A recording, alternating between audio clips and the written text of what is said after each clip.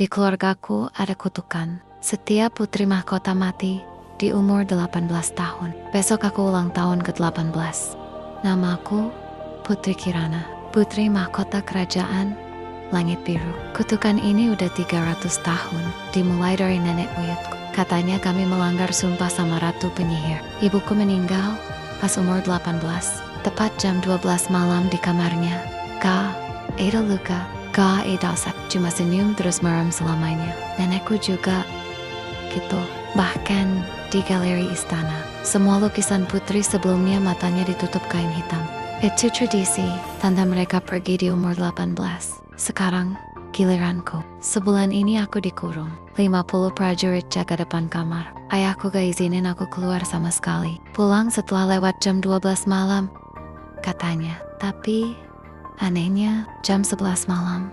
Tiap malam, aku selalu dengar suara dari jendela. Suara cewek ngetawa pelan. Malam ini beda. Jam 11 lewat ke 10, jendelanya kebuka sendiri. Dan ada orang berdiri di taman pelayan istana. Tapi mukanya ketutup topeng. Dia angkat tangan, bawa satu bunga, mewahai putri.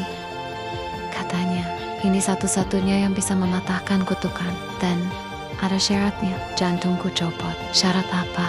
Tanya aku gemetar.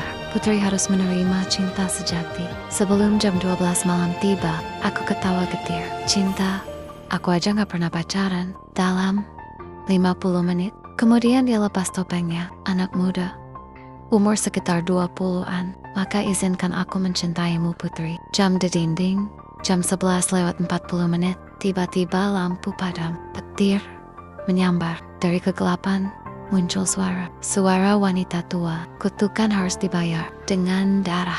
Pintu kamarku kebuka. Angin dingin masuk. Dan si pelayan itu narik tanganku. Percaya? Aku bisiknya. Sebelum lanjut, aku dari channel Happy Explorer 01. Setiap hari ada banyak cerita baru. Subscribe ya. Lanjut ke ceritanya. Jam di dinding menunjukkan pukul 11.55 malam. Hari ini aku genap 18 tahun. 300 tahun lalu, seorang ratu penyihir mengutuk keluarga kerajaan kami. Putri pertama harus menerima cinta sejati sebelum jam 12 malam di hari ulang tahunnya yang ke-18. Jika tidak, ia akan mati. Dan malam ini, kutukan itu menagih. Angin tiba-tiba berhenti, lilin di seluruh istana padam. Suhu di kamarku turun drastis sampai napasku jadi asap. Di tengah ruangan, muncul sesosok wanita, mahkotanya retak. Kaunya kompang camping, tapi matanya merah menyala seperti bara. Akhirnya, suaranya serak. Putri ke-13 dari garis darah terkutuk ini. Aku mundur, Raka maju melindungiku. Siapa kau? Wanita itu tertawa. Aku nenek buyutmu Kirana. 300 tahun lalu, raja mencuri tahtaku dan membakar keluargaku hidup-hidup. Sebagai balasannya, setiap darah keturunannya harus mati di umur 18. Prajurit berusaha mendobrak pintu, tapi pintu itu tertutup oleh dinding sihir. Jam 11.57 menit, putuskan putri. Bisik Raka di telingaku. Aku menatapnya. Namamu siapa? Tanyaku tiba-tiba. Dia menoleh dan tersenyum kecil. Aka, pelayan dapur. 3 bulan ini aku mengawasimu dari jauh. Dadaku sesak. Aku tidak mengenalmu. Tidak apa-apa. Yang penting kau percaya padaku sekarang. Sebelum aku sempat menjawab, Raka maju ke depan. Ambil aku, jangan dia. Ratu penyihir menyipit. Harus darah keluarga raja. Raka menoleh sekilas ke arahku. Matanya tenang. Terlalu tenang untuk orang yang akan mati. Lalu buat aku jadi keluarga, jawabnya. Tanganku langsung dingin. Maksudmu apa? Raka tidak menjawab. Dengan cepat, dia mencabut belati kecil dari pinggangnya. Dan sebelum aku bisa berteriak, dia tusukkan belati itu tepat ke dadanya sendiri. Raka.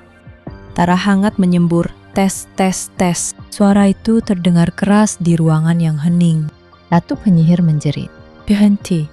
ITU bukan darah haja. Raka jatuh. Dia masih tersenyum ke arahku. Darah mengalir dari sela-sela jarinya. Darah cinta. Lebih kuat dari kutukan. Mawar hitam yang sejak tadi ada di tanganku, tiba-tiba kelopaknya mekar, berubah menjadi merah darah. Jam di dinding berdetak. 지휘된 50교분. 지휘된. Tidak ada petir. Tidak ada jeritan. Tidak ada kematian. Aku masih bernapas. Ratu penyihir mengerang. Tubuhnya menjadi debu hitam. Kutukan. Patah. Aku langsung berlari dan memeluk Raka. Tubuhnya dingin. Raka, bertahan. Dia buka mata pelan. Gak sakit. Senang bisa ketemu kamu. Jarinya menyentuh pipiku untuk terakhir kali. Lalu tangannya jatuh. Jam 12:01. Aku hidup dengan harga mahal. Pintu jebol. Ayah masuk. Melihat kami. Siapa dia? Aku usap pipi Raka. Siku pelan. Suamiku. Aku tidak ingat bagaimana aku sampai di kamarku. Yang aku ingat hanya dinginnya tubuh Raka di pelukanku dan tatapan kosong ayahku saat melihat kami. 7 hari berlalu. Istana kembali ramai. Pesta ulang tahunku yang gagal diganti dengan upacara. Pemurnian kutukan. Tapi aku tidak peduli. Aku mengurung diri. Di meja di samping ranjangku ada satu benda. Mawar merah. Mawar yang dulu hitam, yang mekar karena darah Raka. Setiap malam jam 12, kelopaknya meneteskan satu tetes air. Seperti air mata. Malam ini hari ke-7. Bisikku pada mawar itu. Katanya arwah baru akan tenang di hari ke-7. Tepat jam 11:59. Angin masuk dari jendela yang terkunci. Lilin menyala sendiri. Dan dia ada di sana. Raka.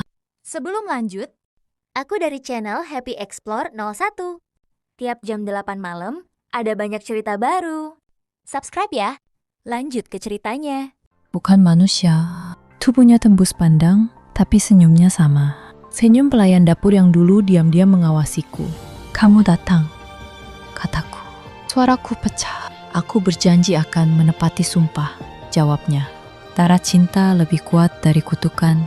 Dan cinta tidak mati hanya karena tubuhnya mati. Aku menangis. Kenapa harus kamu? Kenapa bukan aku? Raka duduk di tepi ranjang. Tangannya tidak bisa menyentuhku lagi. Tapi aku bisa merasakan dinginnya.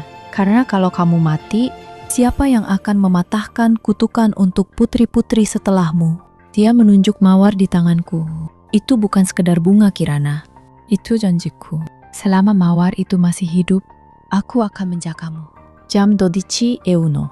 Raka mulai memudar. Tunggu. Aku meraihnya. Tanganku menembus tubuhnya. Jangan pergi lagi. Dia tersenyum sedih. Aku tidak pergi. Aku cuma pindah tempat.